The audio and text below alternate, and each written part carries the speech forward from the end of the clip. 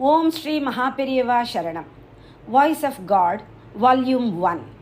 Main title, Vedic Religion. Chapter 29, Religion that had spread the world over. What we call today as Hindu religion was the only religion that had prevailed all over the world in olden times. Since that was the only religion in the world, there was no need to assign a name to it. It is my view that because of this, there is no name for our religion in our basic texts. If we look at any old archaeological researches, we find several features of our Vedic religion in other countries. For example, there is an archaeological find in Egypt. It is a document relating to a treaty entered into between two kings 1300 years before Christ and has been dug out.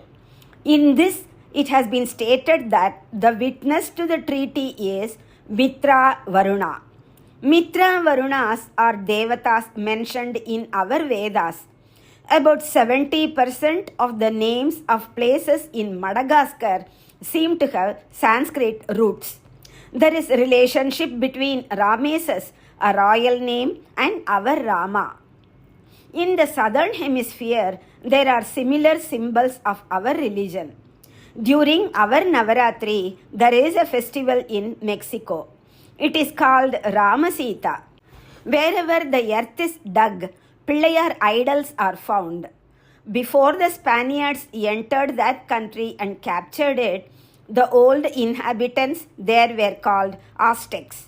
This is a distortion of the word Azteca. In Peru, exactly at the time of Holy Vishu, first day of Chaitra, people perform pujas in the temples for Surya. They are called Incas. Inan is a name for Surya. Are we not calling Rama Inakula Tilakan? I have seen in a book by Spencer Killen, Native Tribes of Central Australia, pages 128-129, pictures of Australian tribes dancing naked. Below the picture, the caption given is Shiva dance. I examined it carefully. On the forehead of every one of the dancers, a third eye had been drawn. In Borneo Island, a huge forest was considered as virgin forest where no one had entered since creation. When researchers entered it and made research, a document was found which had been written in letters similar to our Grantha Lipi. The document contains the following information. A particular king performed a particular yajna. The Upastamba was planted at a particular place. He gave away Karpaka Vriksha as gifts to Brahmins. This is called Upa inscription of Mulavarman of Koyeti. It is the same Englishman who ridiculed our religion who found out these things and publicized them. There is something more than all these which occurs to me and I shall tell you.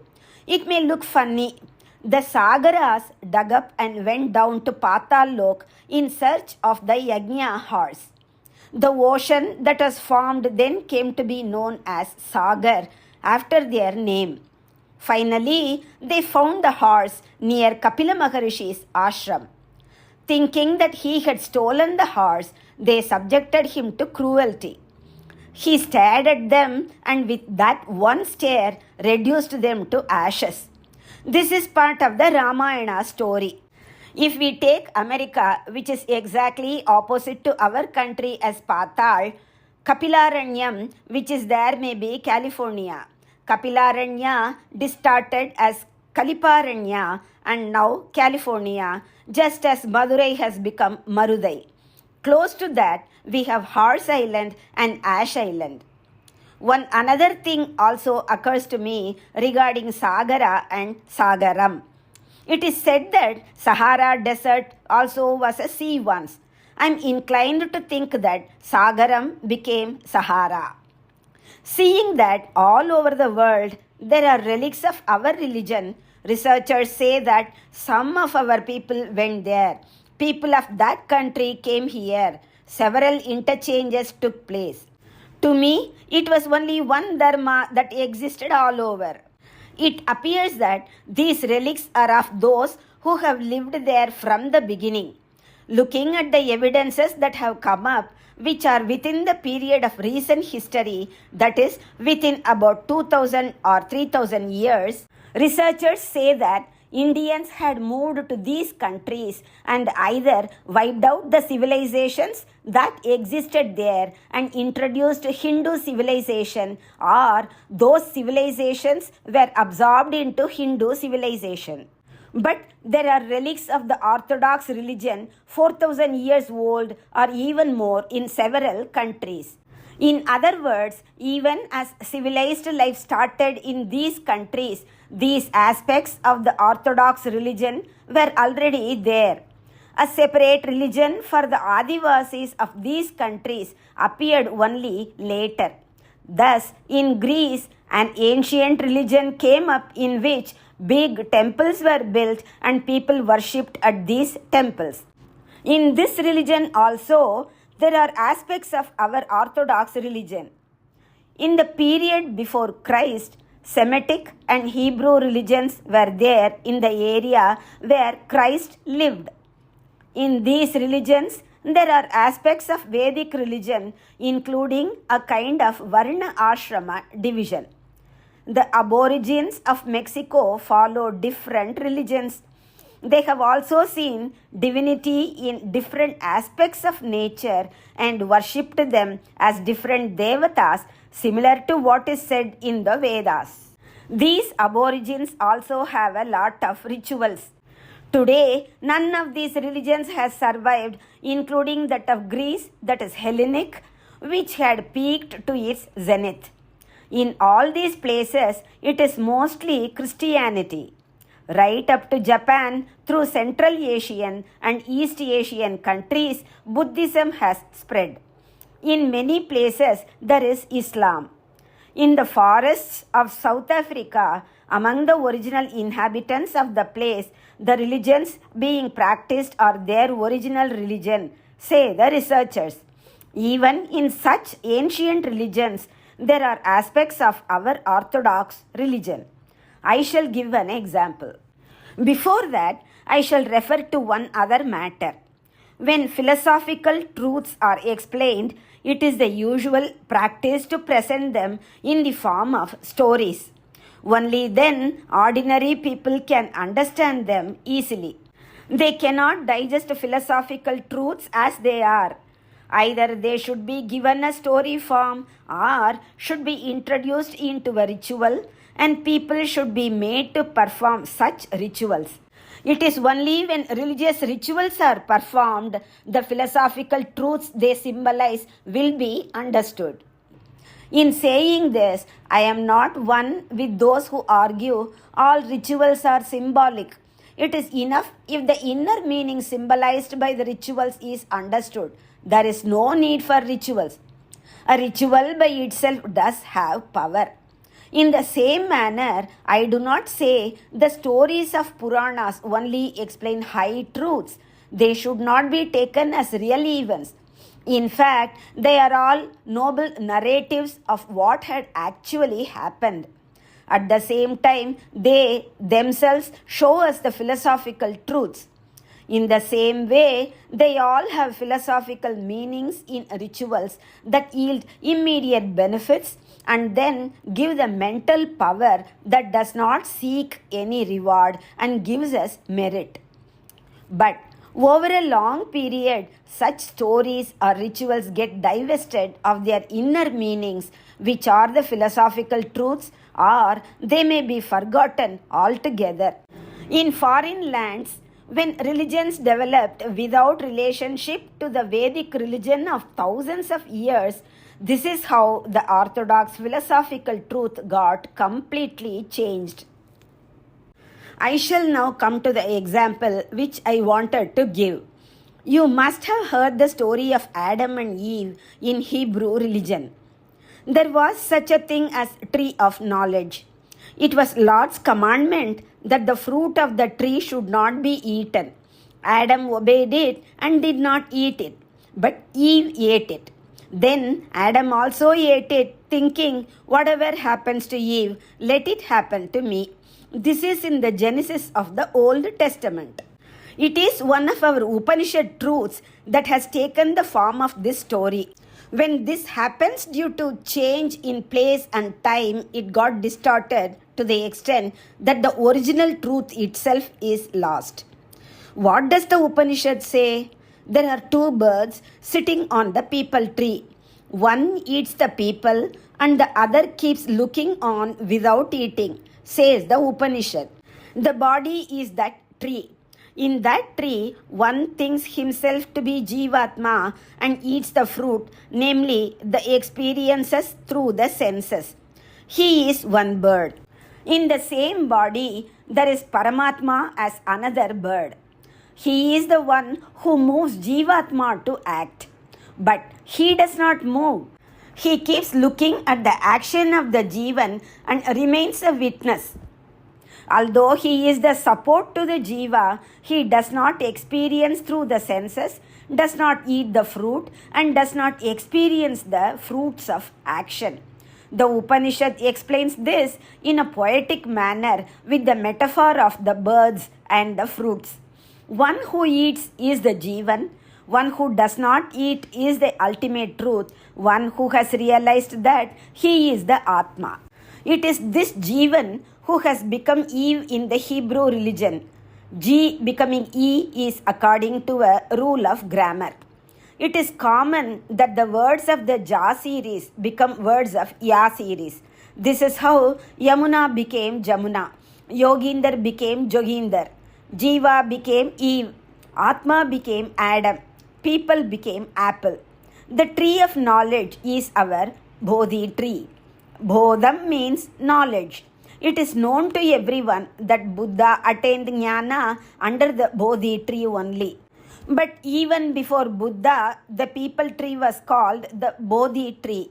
When Upanishad took a new form after a long time in a distant land, its basic import, Tatparya, got changed. By saying that the Atma, which can never subject itself to sense experience, ate the apple, the story in the Bible takes a different turn.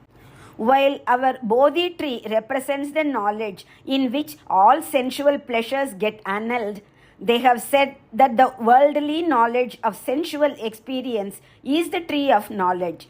Even so, are we not getting evidence for the fact that our Vedic religion was there in ancient times?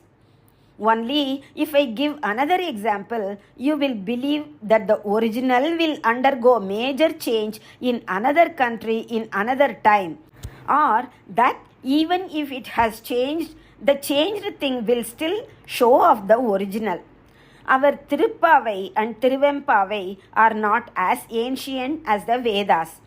According to researchers, they may be about 1500 years old. In any case, both Manikkavasagar and Andal, who had composed these, belong to a period much later than Vedas and Itihasas. Much after their time, Hindu empires came up beyond the seas. Even the Chola kings of Tamil Nadu had extended their rule beyond the seas. But what is more important to be mentioned is the trade and commerce that took place across the seas rather than the invasions by the Cholas. Our foreign contact grew through trade and commerce. In many countries, people were attracted to the Hindu civilization by their contacts with our merchants and adopted several features of our religion. The countries of the Far East must be specially mentioned in this context. Countries like Pali became wholly Hindu. Cambodia, Siam, which is now called Thailand, Indochina and Philippines came under the influence of Hindu culture. That is referred to as Sri Vijaya Empire. So, in very ancient times, Vedic religion was in all places. That was one stage. Then the next stage was that new religions came up here and there. Then these new religions declined and only Christianity, Islam and Buddhism spread in these places. Then, during the period about which there is historical evidence, Hindu civilization again came to life in several countries, especially the eastern countries. It is during this stage that great temples like those of Tamil Nadu came up in Angkor Wat, Perapudur, Prambanan. It is at this stage that our Tirupavai and Tiruvempavai went to Siam, now called Thailand. As evidence of this, even now, every year when we recite these holy texts during the Tamil month of Margazhi, Margasirisha, a big festival is celebrated there. Just as the two Pavais, Tirupavai and Tiruvempavai, bring together Saivism and Vaishnavism, in this festival in Siam, a person dressed like Shiva is made to sit on a jula, swing, and Dolotsavam is performed. Dolotsavam is usually performed for Vishnu, but if it is asked whether they know anything about the two Pavais, they just do not know anything.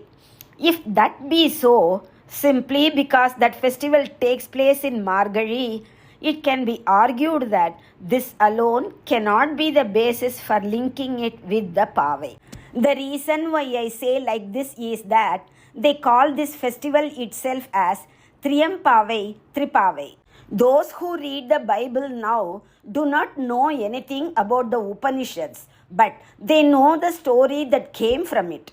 Similarly, although the people of Thailand have completely forgotten the chanting of Tirupavai and Tiruvempavai, the Dolotsavam festival they conduct in the same Dhanurmas, Margasirisha, for the person dressed as Shiva, still retains its name as Triyempavai, Tripavai. If such a change could have occurred within the span of recorded history, would not things have got distorted 3 or 4,000 years ago in foreign lands? Despite so much change, the symbols of Vedic practices still show themselves up as if calling out, "We are here."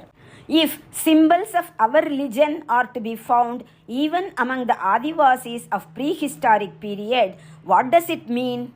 If it is suggested that Indians had invaded or went trading to these distant lands in such remote times when there was no civilized life there and then spread our culture there, it would not be appropriate. That is why I think it was not carried from here and introduced there, but in ancient times only Vedic religion prevailed all over the world. Later, they would have got distorted again and again and now came to be considered as the original of those countries, and then religions like Christianity, Buddhism, Islam of the period known to history must have spread. Om Shri Mahaperiyava Sharanam. Jai Jai Shankara, Hara Hara Shankara.